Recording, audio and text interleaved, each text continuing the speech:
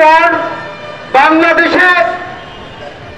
বাংলাদেশের এই বাংলাদেশ স্বাধীন বাংলাদেশের যাদের ভূমিকা ছিল তাদেরকে যেভাবে স্মরণ করা হয়েছে, 2009 সালে এই ফ্যাসিস্ট হাসিনা সরকার বাংলাদেশে আসার পর তারা নতুন একটা ব্যবসা শুরু করেছে।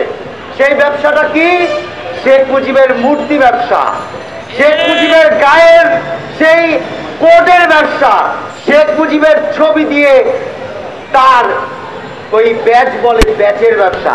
আমরা দেখেছি 4,000 কোটি টাকা বিগত টার্মে থেকে এই ফ্যাসিস্ট হাসিনা লুটপাট করেছে। এই 4,000 কোটি টাকা কি সকল মাধ্যম থেকে লুটপাট করেছে? না, করেনি। এই 4,000 টাকা লুটপাট করেছে শেখ মুজিবের ভাস্কর্যের মধ্য দিয়ে। 4,000 কোটি টাকা। আজকে আমাদের দেশের মানুষ দীর্ঘ 17 বছর 10 টাকা কেজি চাল খেতে না পারার কারণে যখন কথা বলে তাদেরকে হামলা মামলা করে গুম করে হত্যা করে গণহত্যার একটা ভয়ঙ্কর রূপ বাংলাদেশে বাস্তবায়ন করে। অথচ আমাদের পকেটের টাকা দিয়ে এই লুটেরা বাহিনী দীর্ঘ 17 বছর লুটপাট করেছে। শুধু লুটপাট করেনি, শেখ মুজিবের মূর্তি পূজার মতো নানান রকম কর্মকাণ্ডে তারা যুক্ত ছিল। অদ্ভুত ব্যাপার, এই যে গণ অভ্যুত্থান 2024-এর জুলাইয়ের গণ অভ্যুত্থান, আমি আইসিটি অ্যাক্টে জেলে ছিলাম, হামলা শিকার হয়েছি, মামলা শিকার হয়েছি। এই অভ্যুত্থান কেন?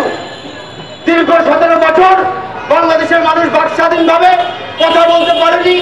আমরা যারা একটু কথা বলেছি, আইসিটি অ্যাক্টের মধ্য দিয়ে আমাদেরকে গ্রেফতার করা হয়েছে। আমরা নানান রকম ভয়ঙ্কর পরিস্থিতির শিকার ছিলাম।